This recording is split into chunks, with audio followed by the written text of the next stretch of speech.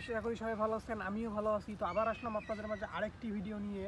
তো এই ভিডিওতে আমি কথা বলবো আরেকটি গাছ সম্বন্ধে, যে গাছটির নাম হলো আপনার ইউক্যালিপটাস গাছ। হ্যাঁ, ইউক্যালিপটাস মূলত একটি কাঠের গাছ।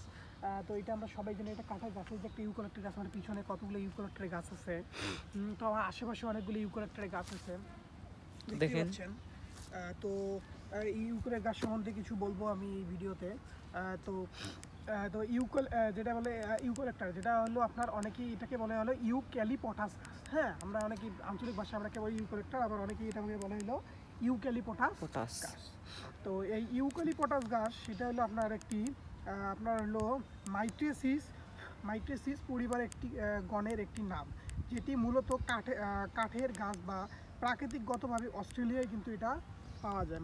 মেন এটা গাছ হলো প্রথম এটা পাওয়া উদ্ভিদ হয়েছিল অস্ট্রেলিয়া।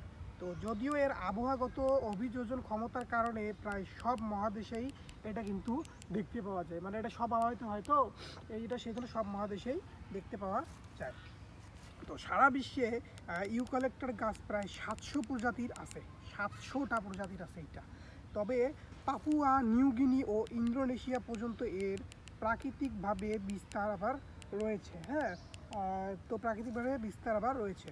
তো পৃথিবীর সর্বত্র ছড়িয়ে ছিটিয়ে আছে এর মাত্র 15টি প্রজাতি চালু করা উদ্ভিদ হিসেবে, মাত্র 15টা। তো দ্রুত বর্ধনশীলতা এবং অভিযোজন ক্ষমতার কারণে এটি অনেক দেশেই কাঠের গাছ হিসেবে কিন্তু জনপ্রিয়তা পেয়েছে। তো যদিও উল্লেখ্য যে এই ইউক্যালিপটাস বা ইউক্যালিপটাস কোনো প্রজাতি তুষারপাত সহ্য করতে পারে না, কারণ এই গাছগুলো কিন্তু অনেক লম্বা হয়ে থাকে। দেখাও তো, এই দেখো কত লম্বা হয়ে থাকে গাছগুলো। দেখেন গাছটি, দেখেন কত উঁচু হয়ে থাকে। দেখেন এই যে এতটুকু গাছ,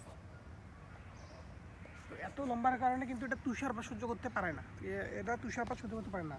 তো এইটা এই ইউক্যালিপটাস গাছ তো উষ্ণমণ্ডলীয় এবং উষ্ণ উভয় প্রকারের জলবায়ু প্রদেশে বেঁচে থাকতে কিন্তু সক্ষম।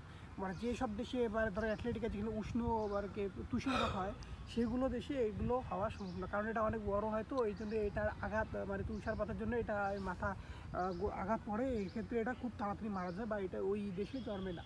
বাকি যেগুলো উষ্ণ দেশ আছে বা একটু ঠান্ডা দিয়ে দেশ আছে, যেখানে তুষারপাত হয়, সেখানে কিন্তু এটা আপনার ভালো পরিমাণ জন্মে থাকে। হ্যাঁ, তো আপনাদের যদি ইউক্যালিপটাস বাগান থেকে বা আপনাদের গাছ থেকে, তো অবশ্যই জানাবেন আপনাদের এটা কি পরিমাণ, কত মোটা হয়েছে এবং আপনারা কীভাবে এটা ধীরে ধীরে কীভাবে করছেন বা কীভাবে গাড়ছেন, সেটাও অবশ্যই জানাবেন।